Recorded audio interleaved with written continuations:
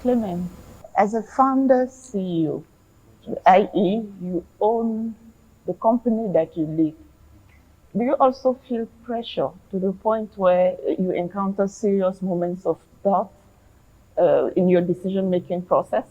If yes, in which instances?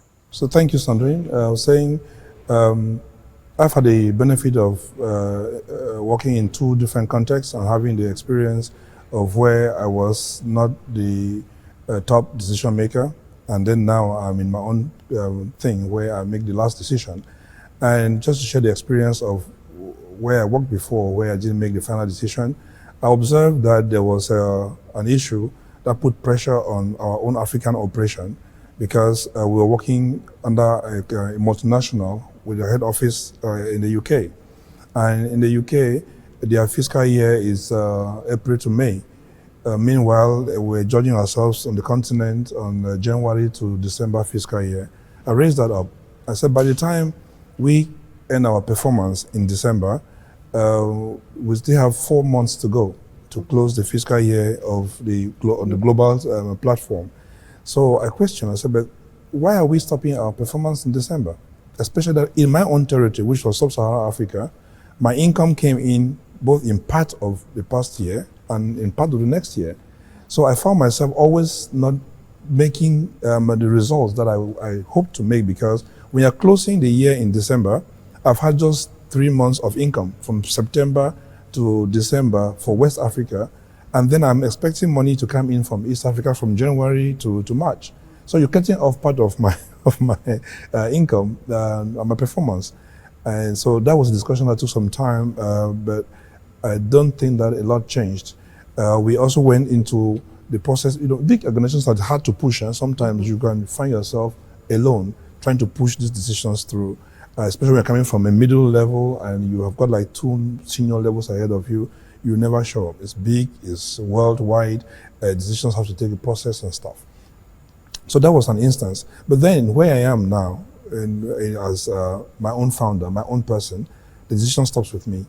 But it doesn't mean that I don't still find myself in some sort of loneliness, not to say solitude, and in doubt.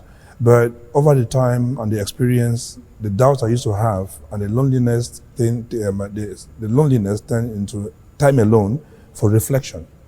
So as a business owner, every decision you want to make has a lot of implications. It impacts, it has a socio-cultural impact, and it has an impact on your personnel, the people that you have chosen to work with you, to take you along the journey of your mission on to accomplishing your vision. How would they be affected with the decision I'm about to make? And how would the socio-economic impact be on my community and on the people in the country where I'm working? So, I mean, that's, of course, when you are an entrepreneur that cares, about society and the well-being of people. Some people wouldn't care, they will just make a rash decision. So those moments are times of reflection. You take time to think about them, but the pleasure I have as a business owner, and that the buck stops with me, is that I can call the shots. But that's after I have made all this thinking and this in my own corner alone, and match them against my conviction. And I know this is what I need to do. This is what the impact will be, positively and negatively. I weigh them. The truth about it is that you will never be able to have all the information that you need to make a decision, but you must have that instinct that will push you to say, okay, I've got enough, and the decision must be made. Because if you don't make a decision, you have made a decision, not to make a decision, and it becomes very difficult for your business. Donc, ce que nous comprenons, c'est que il y a cette rigueur-là aussi que vous gardez, même comme c'est votre propre entreprise. Absolument. Parce que, contrairement à nos 2 autres invités, ils sont des mandataires sociaux de leur entreprise, c'est-à-dire qu'ils peuvent être déposés par un conseil d'administration. Donc, il serait illusoire de penser que parce que vous êtes propriétaire de votre entreprise, il ne vous arrive pas de vous dire que même si cette décision est mauvaise, ça n'aura pas d'impact puisque je ne vais pas faire mon boulot. Oui. Non, justement, je voudrais parler là-dessus, parce que ce que vous parlez là, c'est très important. Parce que même le personnel, ton personnel, parfois ne croit pas que tu penses à eux. Or, d'après ce que je viens de dire, j'espère qu'ils vont m'écouter, certains savent que je pense à eux, mais c'est pas tout le monde qui croit. Et de deux, parfois même c'est le pouvoir public qui ne croient pas en l'entrepreneur. Ils pensent que l'entrepreneur pense que pour lui-même.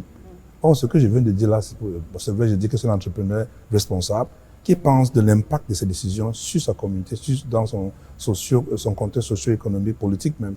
Parce que imaginez, si je prends une décision qui va, je sais pas moi, mettre une bonne partie des personnes out of job, comme on dit, et que cela va forcément accroître le taux de pourcentage de sous-emploi.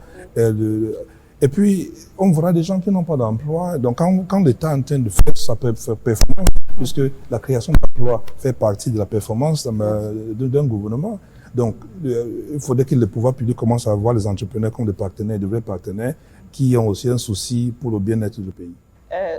Clement, you shared with us your first moments as Deputy CEO. Can you tell us when did the first doubts and loneliness appear after your appointment? Thank you, Sandrine. Actually, solitude has an advantage in the sense that it permits you as a CEO to concentrate, but at the same time, there are certain decisions that when you are taking, you're wondering whether you are on the right path.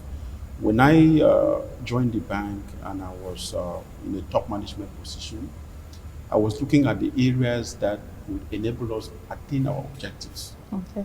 And I talked to my collaborators, talked to a few customers, listened to the market, and I realized that there are certain things that everybody was having phobia for. They didn't want, your collaborators would tell you, for instance, this product, we have had to do it in the past and we failed. Many institutions in the market are not doing it. But you as an individual, I knew that this was the breadbasket of the bank. And I had to take time myself, go down to the field, talk to competitors, see what they have done in the past. And I was convinced that this is something that if we do, is going to shape the dynamics completely. So I convinced and put it on paper that we must do it. All right, well noted. Chers invités, il y a des directeurs généraux qui nous regardent, il y a des aspirants DG qui nous regardent. What do you have to tell them about the relevance of this topic for the CEO function? Josiane? Sandrine, doubt is part of the decision making. And decision making itself is at the heart of the leading. So as long as you are making what you can call good decision, everything is fine. But if you make mistakes, then you are in trouble. Yeah. You don't then see some managers or leaders turning around, delaying decision, and thus impacting business operations. Other leaders show excessive doubt that lead to lose opportunity, miss some opportunity, exactly, and also they fail innovation. So I also say that doubt can also be contagious to your team members and impact their motivation, impact their self-confidence, and for sure their productivity and their performance.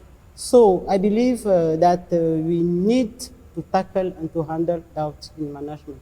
Okay, thank you very much, Josiane. Clément, en quoi est-ce qu'il est important d'avoir ces discussions aujourd'hui? Thank you very much, Sandrine. Just in line with what Josiane has said, it is imperative for leaders in the corporate world to know that the tone comes from the top. Yeah. Of course, you have to listen to the people, but the strategy comes from you. Leadership, leading by example is what the people are looking at. Your collaborators want to see you walk the talk. So when you preach vice and when you preach virtue and practice vice, they begin to doubt you. And when you lose that legitimacy as a leader, then your results don't follow. So this is very important for us. As I've said, you concentrate when you are alone. I mean, I was reading about Thomas Jefferson, one of the greatest leaders that America had. This guy could read a novel on the streets and give you exactly what he read. despite the noise. So in leadership, concentration, solitude is important, but you have to listen to the people to give to the people what is better. Thank you. Thank you for referring to Thomas Jefferson. Rogers, how relevant is this topic for your peers and the aspiring MDs who are watching us today? I appreciate that question very much because I meet a lot of people who say they want to start their own businesses, but they need to understand that there is a responsibility that comes with running a business. If you don't just want to start a business because you want to make money. Once you start a business, as a responsible business owner, you're going to affect lives. Yeah. You're playing a role, an important role in the socio-political, economic life of a country. And so it's not just about wanting to start a business. And that when you have all of these things working in you, then you understand that there's pressure. When you get to when you're a business owner, there's more pressure than people think. People just see the glory and they don't know the process. They don't know what goes behind the doors. The making of the CEO, the making of the entrepreneur, the making of the rich man, as people would think that every business owner is a rich man. But there's a lot of pressure that goes with it. But what we're just saying, we're not discouraging them. This platform you're giving us now, and you're giving more people in your audience, will give them the opportunity to hear from the different people that will be here to understand from us and from others who will be speaking that yes, you want to own a company. There are some moments that you need to be, there are sensitive moments. You have to be careful about them. You have to be aware of them. And then you've got to integrate that in your daily running of the business that you are creating for yourself, knowing that it's for you, but it's for other people as well. When you have people that have worked for you for many years, I've got people working for me for 16 years, 17 years. Imagine how you've affected their lives. Yeah. They become almost part of you. It's almost like you made them. So if you're not a responsible business owner, you will not be able to affect people's lives and be proud that you affected the lives of people and, of course, the society.